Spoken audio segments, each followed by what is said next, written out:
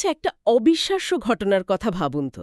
ধরুন মদিনায় একেবারে রসুলুল্লাহ সাল্লাল্লাহু আলাইহি সাল্লামের রওজার সামনে একজন সাধক ব্যাকুল হয়ে কসিদা পড়ছেন, হুম। আর তার ডাকে সাড়া দিয়ে নবীজির পবিত্র হাত রওজা থেকে বেরিয়ে আসছে চুম্বনের জন্য। সুবহানাল্লাহ, এটা সত্যিই অসাধারণ একটা ঘটনা। হ্যাঁ, তো আজ আমরা এমনই একজন কিংবদন্তি ব্যক্তিত্ব সৈয়দ আহমেদ রুফাই রহমকে নিয়ে কথা বলবো। অবশ্যই, তিনি ছিলেন রাসূলুল্লাহ সাল্লাল্লাহু আলাইহি সাল্লামের বংশধর, রুফাই তরিকার প্রতিষ্ঠাতা। মানে এই আধ্যাত্মিক পথটা তার নামেই পরিচিত। আর তাকে গাউসুল আজমও বলা হতো, তাই না?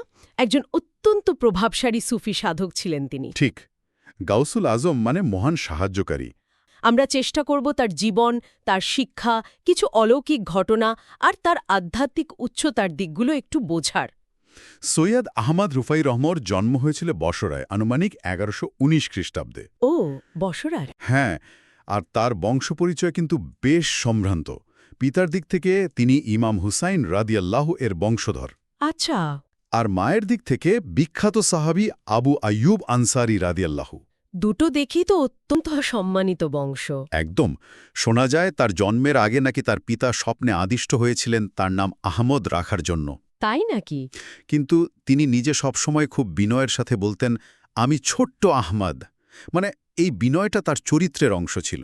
খুব অল্প বয়সেই তো তিনি হাফেজ হয়েছিলেন। হ্যাঁ, মায়ের কাছে কোরআনে হাফেজ হন, তাজভিদ কিরাত শেখেন, কিন্তু মাত্র ৭ বছর বয়সে তার বাবা মারা যান। ও, খুব অল্প বয়সে। এরপর তার মামা শেখ মনসুর আল বাতাহি তার দায়িত্ব নেন। বলা হয় যে শেখ মনসুরও একটা স্বপ্ন দেখেছিলেন তার ভাগ্নিকে নিয়ে, কিরকম স্বপ্ন? যে তিনি যেন রাসূলুল্লাহ সাল্লাল্লাহু আলাইহি সাল্লামের পতাকা বহন করছেন। মানে তার আধ্যাত্মিক মহত্বের একটা ইঙ্গিত পেয়েছিলেন আর কি। তাই তার দেখাশোনা আর শিক্ষায় বিশেষ নজর দেন। এরপর তার প্রাতিষ্ঠানিক শিক্ষা? তরুণ বয়সেই তিনি ইসলামী জ্ঞানে, যেমন ধরুন ফিকহ মানে আইনশাস্ত্র, আর আকিদা বা বিশ্বাসতত্ত্ব, এসবে গভীর জ্ঞান অর্জন করেন। মাত্র ২০ বছর বয়সেই তো তিনি ইজাজত পেয়েছিলেন, তাই না? শরিয়াত আর তাসাউফ দুটোতেই। ঠিক, ইজাজত মানে হল শিক্ষা দেওয়া বা আধ্যাত্মিক পথ দেখানোর আনুষ্ঠানিক অনুমতি। ওই বয়সেই তিনি তার মামার স্থলাভিষিক্ত হন এবং খুব দ্রুতই একজন শীর্ষস্থানীয় আধ্যাত্মিক পথপ্রদর্শক হিসাবে পরিচিতি লাভ করেন। ওই যে গাউসুল আজম উপাধিটার কথা বলছিলেন, সুফি পরিভাষায় এর ঠিক তাৎপর্যটা কি? এটা মানে হল সর্বোচ্চ সাহায্যকারী। সুফি বিশ্বাসে এটা এমন একজন উচ্চস্তরের সাধককে বোঝায় যার আধ্যাত্মিক ক্ষমতা, প্রভাব অনেক ব্যাপক, যিনি আল্লাহর ইচ্ছায় মানুষকে পথ দেখাতে বা সাহায্য করতে পারেন। তার প্রভাব তো আসলেই বিশাল ছিল। শুনলাম তার খানকাহা বা আশ্রমে প্রতিদিন হাজার হাজার লোক আসত। হ্যাঁ, প্রতিদিন গড়ে ২০,০০০-এর বেশি। আর বিশেষ রাতে, যেমন ধরুন শবে বরাত বা এরকম সময়ে, সংখ্যাটা নাকি ১,০০,০০০ ছাড়িয়ে যেত। ১,০০,০০০? অবিশ্বাস্য! আর সবার খাবারের ব্যবস্থাও হতো? হ্যাঁ, সবার জন্য। এটাই তার মহানুভবতা। এত প্রভাব, এত অনুসারী, কিন্তু তারপরেও তিনি অত্যন্ত বিনয়ী ছিলেন। এটা কিন্তু বেশ অবাক করার মতো। ঠিক তাই, একদমই তাই। নিজের যা সম্পদ ছিল সবই তিনি বিলিয়ে দিতেন গরিবদের মধ্যে। মানে একেবারে সাধারণ মানুষের মতো মিশে যেতেন। এমনভাবে মিশতেন যে ভিড়ের মধ্যে তাকে আলাদা করে চেনাই যেত না অনেক সময়। তার মূল শিক্ষাটাই ছিল বাইরের পোশাক বা পাগড়ি লাঠি নয়, ভেতরের অন্তরটাই আসল। আল্লাহ তো অন্তর দেখেন।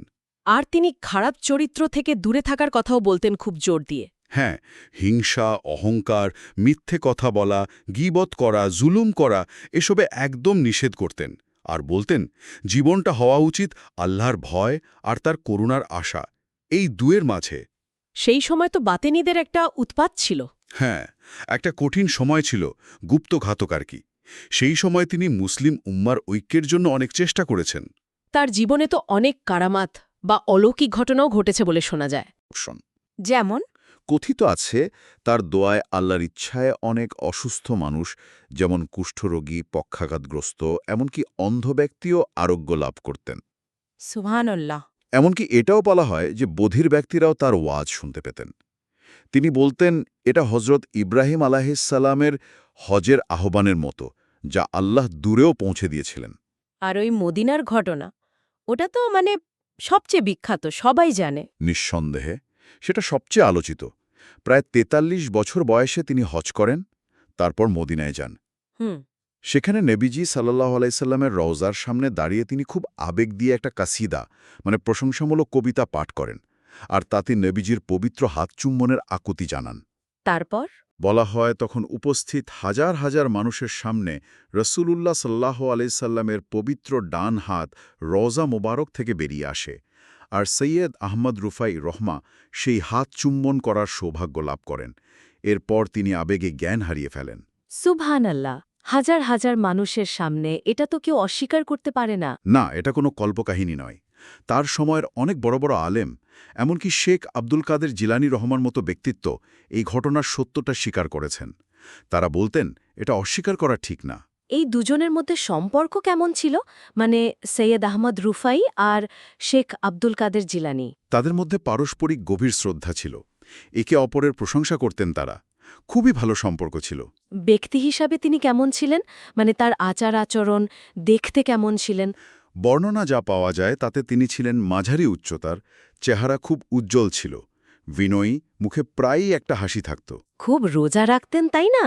হ্যাঁ, বছরের বেশিরভাগ সময়ই রোজা রাখতেন, আর প্রায় দেখতেন অতিথিরা খেয়েছেন, তারপর যা অবশিষ্ট থাকত তা দিয়ে ইফতার করতেন।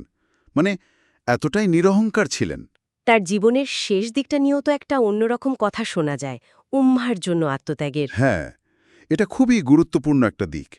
তিনি নাকি প্রায় দোয়া করতেন যে উম্মার উপর যদি কোনো বিপদ আসার থাকে সেটা যেন তার উপর আসে। বলেন কি? এমন দোয়া। হ্যাঁ। আর কথিত আছে এই দোয়ার কারণেই তিনি শেষ জীবনে বেশ মারাত্মক অসুস্থ হয়ে পড়েন। তিনি বলতেনও যে নিজের প্রাণ দিয়ে কিছু বিপদ কিনে নিয়েছি। উফ। প্রায় ১ মাস তিনি অসুস্থ অবস্থায় বিছানায় ছিলেন, কিন্তু তখনও মানুষকে উপদেশ দিতেন, হাসি মুখে কথা বলতেন। তার মানে তার মৃত্যুর কারণটা ছিল উম্মার জন্য তার এই আত্মত্যাগ। মূলত এমনটাই মনে করা হয়। উম্মার জন্য তার এই ব্যাকুলতা, এই দোয়ার ফলস্বরূপই তার শরীরটা দুর্বল হয়ে পড়েছিল। কখন ইন্তেকাল করেন তিনি? ৫৮ বছর বয়সে ৫৭৮ হিজরিতে। শেষ মুহূর্তেও তিনি ক্ষমা প্রার্থনা করছিলেন। ইন্না লিল্লাহি ওয়া ইন্না ইলাইহি রাজিউন। তার মৃত্যুতে পুরো মুসলিম বিশ্বে একটা গভীর শোক নেমে এসেছিল।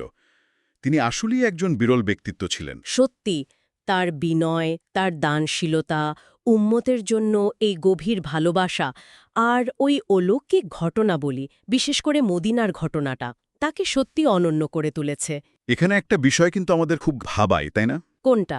এই যে রাসূলুল্লাহ সাল্লাল্লাহু আলাইহি সাল্লাম এবং তার উম্মার প্রতি ভালোবাসা, এটা কতটা তীব্র, কতটা নিঃস্বার্থ হতে পারে যে একজন মানুষ স্বেচ্ছায় সমস্ত বিপদ নিজের উপর টেনে নিচ্ছেন, জীবনের বিনিময়ে হলেও। হ্যাঁ, এটা আসলেই অভাবনীয়। এই যে কঠিন সময়ে বিশ্বাস, আধ্যাত্মিক সম্পর্ক আর এইরকম নিঃশর্ত ভালোবাসার গভীরতা, তার জীবন আর এই আত্মত্যাগ আমাদের সামনে কি প্রশ্ন রেখে যায়, এটা নিয়ে ভাবার অনেক অবকাশ আছে।